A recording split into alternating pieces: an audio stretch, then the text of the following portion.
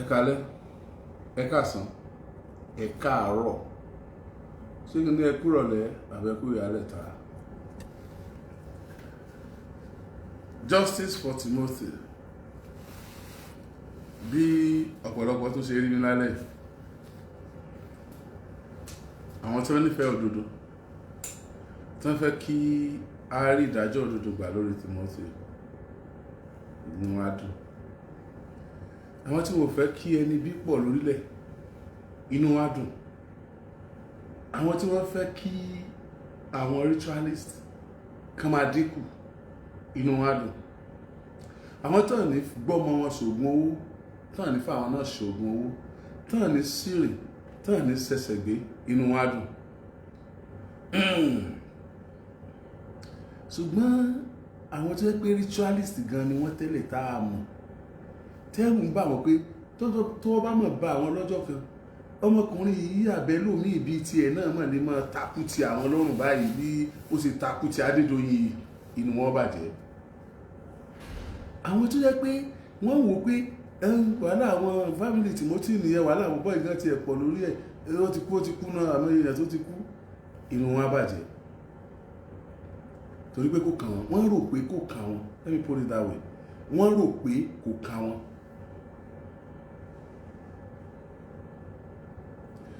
Láàárọ̀ láyẹ̀wò ṣó kan lágbára Ọlọ́run lọ́lọ́ sọ àjọ̀lá lọ, ẹni tó ń ká pátá káàkiri pátá àwọn èèyàn tó fẹ́ lò ó, wọ́n ká pátá káàkiri tó fẹ́ lò ó, àti wà kàn àti rí báyìí. Ṣé lórílẹ̀-èdè tán ti ń mú ẹni tó gé orí, tó gé apá, tó gé ẹsẹ̀, tó dẹ̀ sọ pé waste product ni? What is my business with lawyer? They are doing their job. We know them for what they are. We know them for what they do. Tí lọ́yà bá jáde tó wá kọ nǹkan nípa kéèsì tó ń lọ lọ́wọ́, kódà kò jẹ́ pé ẹbí rẹ̀ ó ní ẹni tí wọ́n ń sọ pa, tó bá ti jẹ́ pé iṣẹ́ tó fẹ́ ṣe ni láti rówó ń bẹ̀, ẹ má má gbà wọ́n gbọ́ lọ títì. Ẹ má má gbà wọ́n gbọ́. Wọ́n máa ń hun ọ̀pọ̀lọpọ̀ nǹkan tí wọ́n máa sọ ọ̀pọ̀lọpọ̀ nǹkan lórí ọ̀rọ̀ Timothy. Mi ò ní pẹ́ rárá lórí show yìí lálẹ́, ṣùgbọ́n màá tún dá síta àwọn tó tún ṣẹlẹ̀ tí mo gbọ́. Alákọ̀ọ́kọ́, kí wọ́n porúkọ ọ̀gá ọlọ́pàá yìí ó yẹ kí n rí mo bọ́. Ọ̀gá ọlọ́pàá tó ń ṣe kéèsì Timothy.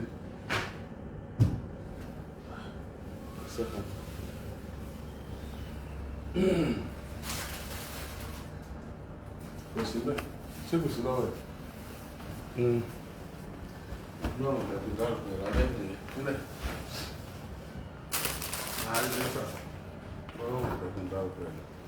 Ọ̀gá ọlọ́pàá tó ṣe kéèsì Timothy l'Àbújá, mo dúpẹ́ lọ́wọ́ yín, ẹ ṣé gan. Ẹ̀rí tí ọ̀rọ̀ mi fi dínkù díẹ̀, ìtójọ́rọ̀ mi ó pọ̀ ní òní náà lójọ́rọ̀ mi ó dínkù díẹ̀ báyìí nípa ọ̀rọ̀ Timothy. Ẹ̀bí mi ẹni kí lójọ́rọ̀ mi ó pọ̀ tí mo fi ń wá lójoojúmọ́ tẹ́lẹ̀. Ìtójẹ́ máa wá lójoojúmọ́ ni pé, tí mo sì fi ń sọ̀rọ̀ pẹ̀lú tara ni pé, mo rí tí wọ́n ń ṣe, mo rí ibi tí wọ́n fẹ́ dojú ẹjọ́ bò, mo rí pé at the end of the day a lè má gbọ́n kankan mọ́, mo rí pé ibi tọ́rọ̀ ń lọ nìyẹn. Tó bá jẹ́ pé torí pé mo fura pé wọ́n fẹ́ dojú ẹjọ́ rú ni mo ṣe ń kígbe, tí mo dẹ̀ rí pé níbi tẹ́jọ́ wà sí àwọn ò ṣetán láti dojú ẹjọ́ rú, ẹ dákun tí n bá kígbe ó ó yẹ kí máa padà sọ́dọ̀ wọn náà kí máa acknowledge wọn torí pé ìgbà táwọn kan ṣe tí ò dáa tá fẹ́ dojú ẹjọ́ rú à ń sọ̀rọ̀ bó ṣe dùn wá tó ń sìn táwọn eléyìí ṣe tó yẹ kán ṣe ó yẹ ká acknowledge wọn. Lálẹ́ àná ní nǹkan bíi aago 9 àbọ̀ gẹ́rẹ́gẹ́ Gbadé ẹ̀gbọ́n Timothy ó nìkan ló ní information lọ́wọ́ nínú àwọn family Timothy torí pé òun ló lọ káàkiri nígbà tí wọ́n wá àbúrò rẹ̀ ó ní òun àti àwọn anti-kidnapping jọ dé hòtẹ́ẹ̀ yẹn tí wọ́n fi sọ wípé hòtẹ́ẹ̀ yẹn kò sí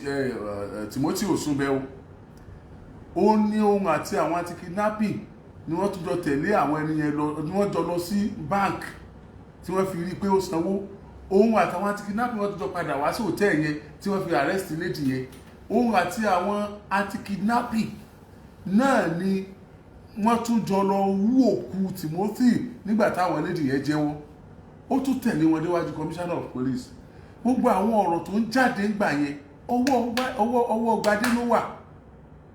èyí tí Gbadé sọ síta kò tẹ́ èyí tí ò sọ èyí tá a mọ̀ tá a ti sọ ọ́ta tó já máa kígbe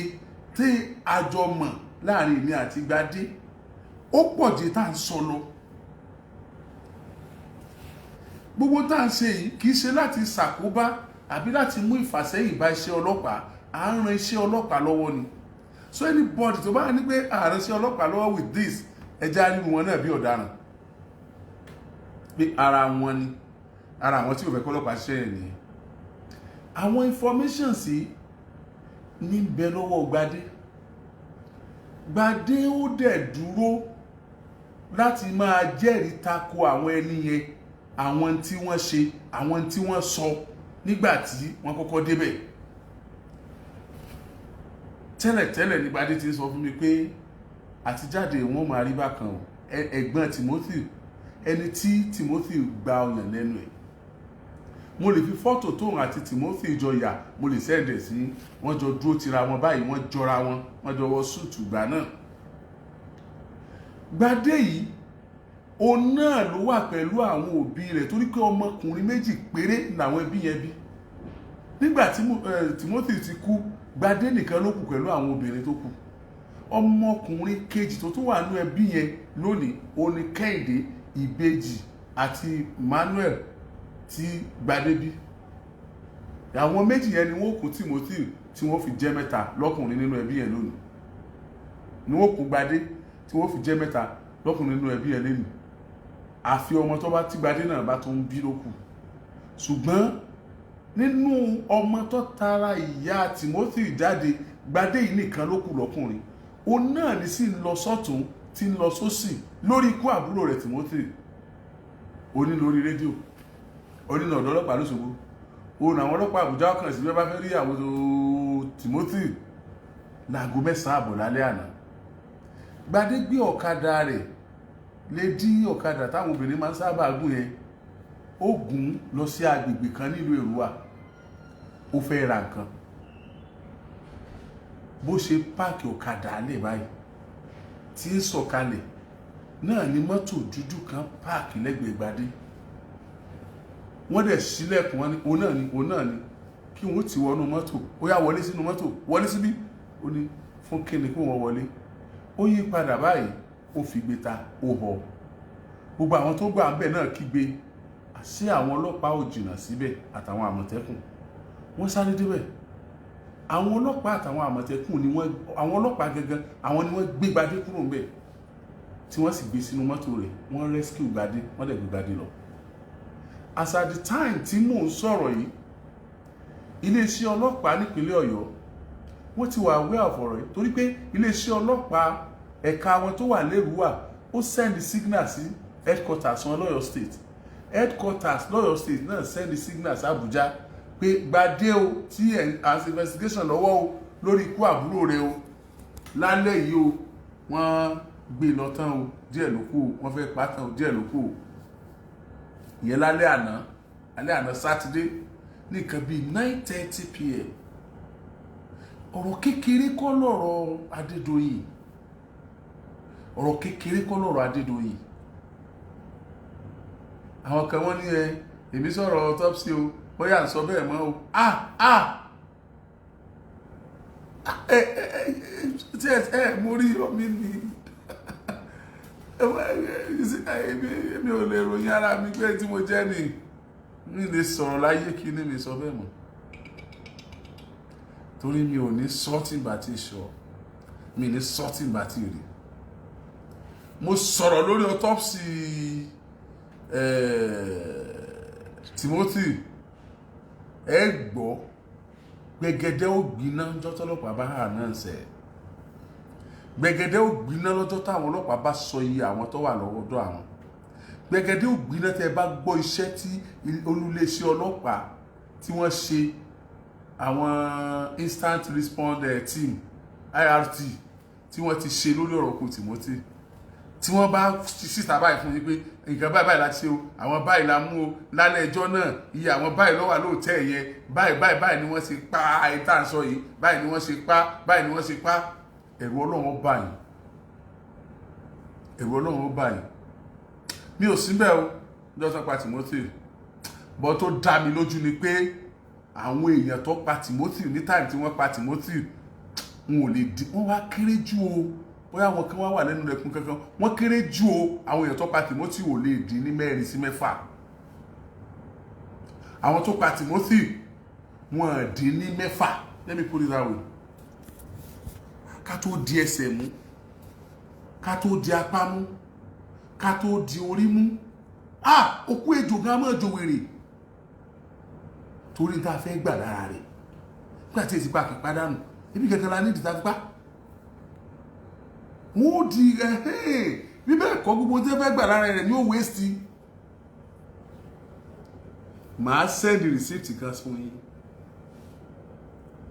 màá fún yín nọ́mbà mi lórí WhatsApp no ìyẹn máa pẹ́ lórí Facebook mi màá send receipt kan fún yín receipt tí previous oorun tí Timothy sùn lóòótẹ́ ẹ̀yẹ kó tó lọ síbẹ̀ nílé ìtọ́lọ yìí Esther lórúkọ obìnrin tí ó gba Timothy wọlé lọ́jọ́ náà máa send receipt yẹn fún yín nígbà tí wọ́n pa Timothy tán Esther yìí ló lọ sùn bẹ́ẹ̀dì tí ẹ̀jẹ̀ tó ń rin lára rẹ̀ ẹ̀jẹ̀ títí bí orí bẹ́ẹ̀dì Timothy sùn sí ẹ̀jẹ̀ rin níbẹ̀ tẹ́jẹ̀ pọ̀ ńbẹ̀ Esther yìí ló dáná sun ẹ̀jẹ̀ yẹn ló dáná sun bẹ́ẹ̀dì yẹn mattress yẹn kìíní kan o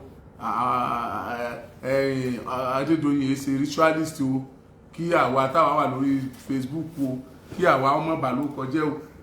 kí àwọ̀ já wọn ọlọ́pàá òṣìṣẹ́ wọn o Adédoyin kàn dálé sí ẹ̀yẹ bí Adédoyin kí náà ní ẹ sọ pé ẹ mọ̀ pààyàn ẹ sọ pé pààyàn ni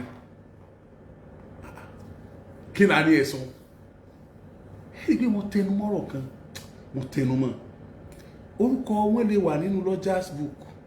orúkọ wọn lè má wà nínú Lodgers book àwọn èèyàn kan sùn hòtẹ́ẹ̀lì yẹn mọ́jú ẹjẹ́ àfúrá mò ń rò bẹ́ẹ̀ àwọn èèyàn kan ó sùn hòtẹ́ẹ̀lì yẹn mọ́jú láti carry out operation yẹn purposely because of that operation àwọn èèyàn kan ó sùn hòtẹ́ẹ̀lì yẹn mọ́jú lọ́jọ́ yẹn purposely to carry out that operation wọ́n dẹ̀ jẹ́ alágbára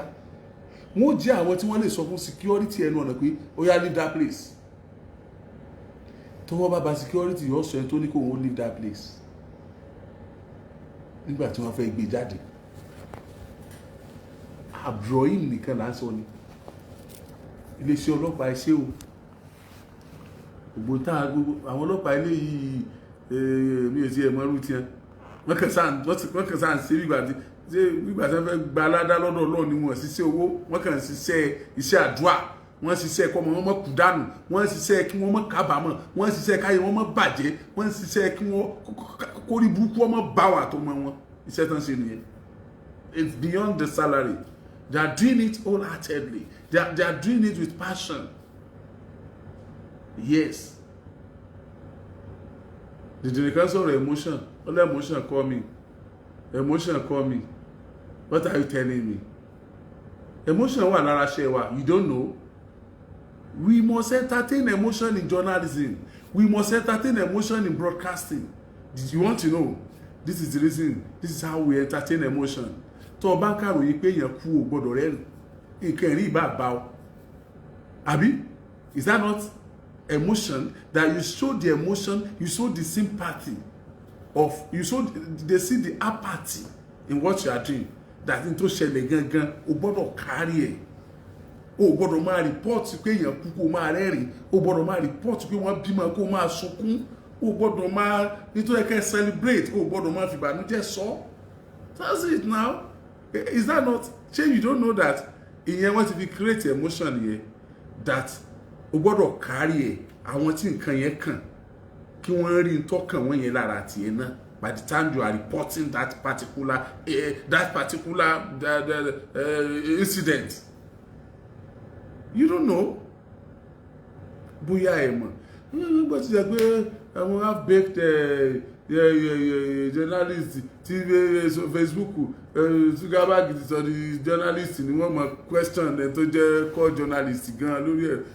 gálùkù ọkàn mọ́ tẹ̀ tó wù tẹ́ ẹ bá lẹ́nu mi ìtọ̀ kọ́mẹ́ǹtì báyìí ìjọ ẹ bá fojú kan báyìí ẹ pé àbájọ tó jẹ́ pé wèrè nǹkan rí kọ láyé rẹ̀ jùkọ́ púpọ̀ lọ. Báwo lè yóò ṣe drive the stage yẹn nú ayé pẹ̀lú gbogbo àwọn tó súnmọ́ tí wọ́n sì pàdánù tí a mọ̀ pé emotion. What are you telling me? To get emotional is professional in journalism. If you're asking for a professional way to deliver our job, they will tell you that emotion is part of it. When you wear the emotion of what happened to report that incident, you are a professional. When you negate the emotion of what happened while reporting the incident, you are not a professional. So if you feel it that I'm becoming emotional, I am wearing the emotion of what happened, I am professional in this job. Take it or leave it. Ẹ ṣe dárí àwọn kan sùn bẹ̀ mo ní sọ jẹ́jẹ́ ni o àwọn kan fẹ́ sùn bẹ̀ ńjọ́ yẹn because hey okú Timothy tèmi rí ó jàràpá kó tó kú o ó jàràpá ó jàpóró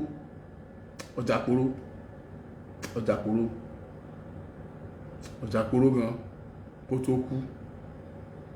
bẹ́ẹ̀ bá sì bá wa yẹ àwọn egun ọrùn yẹn wò dáadáa bá yẹ̀ wò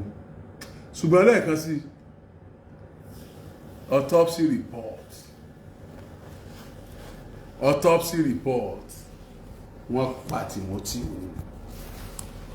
jẹ́ sọ́bà autopsy report wọ́n pa Timothy ni wọ́n fọ́ nǹkan mọ́ Timothy lórí ni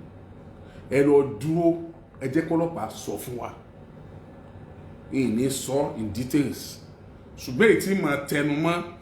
tẹ́sì padà rí pé bẹ́ẹ̀ lórí ni pé wọ́n pa Timothy ni wọ́n fọ́ nǹkan mọ́ Timothy lórí ni èèyàn kan kọ́ ló pa Timothy wọ́n péjọ pa Timothy ni Timothy wò kúkú Ọlọ́run wọ́n péjọ pa Timothy wọ́n dẹ̀ péjọ sí Timothy nígbà tí tó níṣẹ́ wọ́n dáhùn tán tí wọ́n mọ̀ pé ìkúrọ́ tẹ̀yìn ní fàáfàá ìjọ torí Ọlọ́run mi ní sọ́jú bá ń lọ lórí etí ti kún gan ẹ wá ṣe sùúrù kí lẹ tún lé ẹ̀gbọ́n Timothy káàkiri fún ẹ̀rí rẹ̀gbọ́n rẹ̀ pa òun nìkan kọ́ ló ní àwọn fáàtì yẹn lọ́wọ́ kí ni àbí sẹ́wọ̀n Adédoyin kọ́ ló lé káàkiri ibi tí Adédoyin wà Adédoyin ti wà níbi tí wọ́n ti mọ́ wọ́n sí Adédoyin lẹ̀ wẹ̀ ìtẹ̀sọ́ pé wọ́n sí Adédoyin lẹ̀ wọ́n sílẹ̀ rárá o wọ́n ní kọ́ àwọn ẹgbòógún ẹ̀ kọ́ àwọn ìgbàtọ́jú ẹ̀ àwọn ò lè sílẹ̀ torí murder case ni àwọn ọlọ́pàá wọ́n sì mọ̀ tí wọ́n rí àwọn ọmọ bí wọ́n ṣèwádìí dé ẹnu wọn ló sì gba tẹnu àwọ̀ ọgbà báyìí kódà bá a mọ̀ bá a rí jù wọ́n lọ ẹnu wọn gbà báyìí kódà bí mo rọ́ autopsy jù wọ́n lọ tí mo gbogbo tó wà ní autopsy ìrìn sọjú tí mo sọ lọ pé wọ́n fọ́ nǹkan mọ́ lórí ni wọ́n pa ni details bí wọ́n ṣe pa àwọn ọlọ́pàá mọ̀ sọ èmi gbogbo tí mo sọ lórí ọ̀rọ̀ Adédoyin ẹ máa kálẹ̀ ẹ wò tó bá yẹ pé ẹ lọ máa tún yẹ̀ wò ẹ máa tún gbọ́ nígbà tẹ́ bá ń gbọ́ tó ṣẹlẹ̀ tẹ́ ń gbọ́ rìpọ́ọ̀tù látọ̀dọ̀ ọlọ́pàá tẹ́ ń gbọ́ gbogbo àwọn bá ń ka gbogbo ọ̀rọ̀ nílé ẹjọ́ ẹ padà máa gbọ́ ọ̀bọ ìsọ̀bẹ̀ ọmọ ìsọ̀bẹ̀ wọ́n pa Timothy ni wọ́n fọ́ nǹkan mọ́ lórí wọ́n péjọ pa ni ẹni tó dáná sun bẹ́ẹ̀dì ni Esther yàtọ̀ sí èyí tó wà ní àgọ́ ọlọ́pàá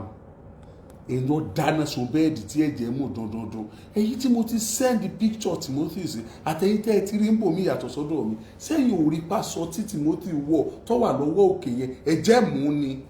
àbí mo lo glasses mo tún wò lásán mo wò dáadáa ẹ̀jẹ̀ mú aṣọ yẹn náà sẹ́yìn òwò bíi tán Timothy lọ́wọ́ ọ̀sàlẹ̀ ni what are we saying? Kí ló ń ṣẹlẹ̀? Ẹ̀yin tẹ́ ń dìfẹ́ndẹ̀ Adédoyin tẹ́ ń bú apá ṣe ń sọ̀rọ̀ yìí ẹ̀ mà ní fẹ́ wọ́n pọ̀ ọmọ yín bẹ́ẹ̀ ẹ̀ mà ní fẹ́ wọ́n pẹ̀ yín náà bẹ́ẹ̀ ẹ̀ mà ní fẹ́ kú dànù bẹ́ẹ̀ iná lẹ́ fi ṣe sùúrù tí wọ́n bá fún yín lówó image laundry ẹ mọ ibi tẹ́ ẹ ṣe sí o èmi ò ní sọ̀rọ̀ tí ń bá rí o etí mo rí mọ́ sọ o Adédoyin wà bí ẹ ti mọ́ àwọn kan tó ń lébù ẹ̀mí gbadé káàkiri ẹ ṣàánú ẹbí yẹn náà ẹ ṣàánú fámìlì yẹn náà àwọn ọmọ Timothy tí wọ́n bá fẹ́ máa dàgbà mọ́ ọmọ bàbá gbadé ìjọ padà fẹ́ máa ṣe bí bàbá fún wọn pé don't worry I want to do as you daddy gbadé wọn lọ mọ rí tí wọ́n bá nídìí ọkùnrin ní skul wọn gbadé ìyàn ọmọ yọjú ètò jọkùnrin nínú wọn tó bá fẹ́ gbéyàwó gbadé ní òjòkó bàbá ètò jóbìnrin tó bá fẹ́ lọ ilé ọkọ gbadé ní òjòkó bàbá must you kill them must you finish that family must you so ìyẹn ní kí ìwádìí ọlọ́pàá tán ti rí don't you know that with or without gbadé this case will continue it will continue with or without gbadé this case will continue that is what you fail to realize.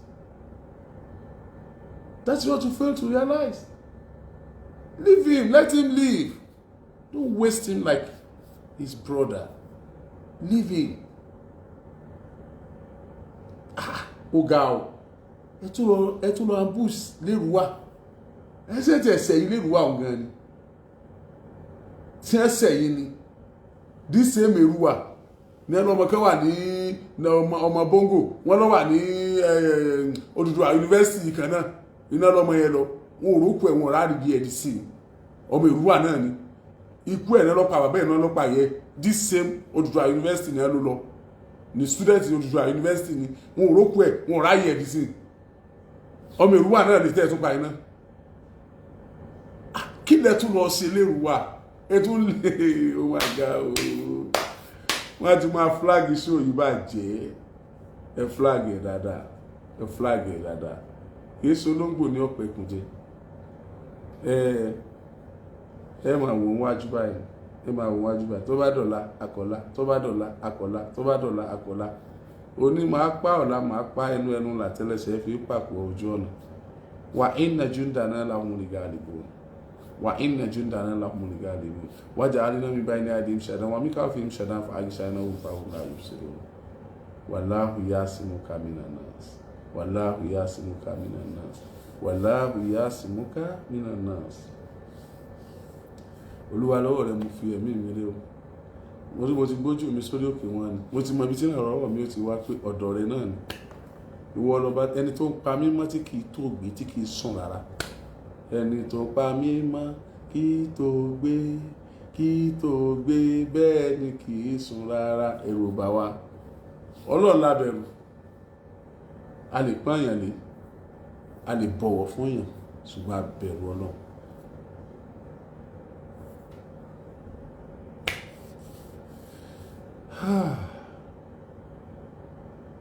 ẹjá mọ̀ ohun tí ó ṣẹlẹ̀ lọ́sẹ̀ tó ń bọ̀ yìí ẹjá mọ̀ ohun tí ó ṣẹlẹ̀ lọ́sẹ̀ tó ń bọ̀ yìí ṣùgbọ́n àwọn ọlọ́pàá tí ń bẹ l'Ábùjá tí wọ́n ṣiṣẹ́ lórí Adédoyin wọ́n ṣiṣẹ́ dáadáa lẹ́ẹ̀kan sí tí ẹ bá ń rí wọn ẹ bá ń kí wọn ẹnu mi gbà lẹ́ẹ̀kan sí pé it has been established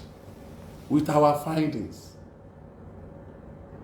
Our investigation has revealed that Timothy Adejare Adegoke was murdered. Kò fọwọ́ rọrí kú, kò kú, wọ́n pa á ni, wọ́n dẹ̀ péjọpọ̀ pa á ni, kì í Abdulrahim Adédoyin nìkan, àtàwọn kan ẹ já mọ́ fagbùrù so ẹ gbọ́ ẹ rí i pé gbùrù ọ fagbó ẹ kú kalẹ̀.